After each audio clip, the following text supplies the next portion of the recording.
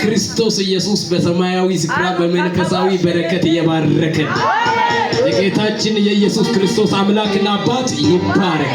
የትና የተባረከ ነው።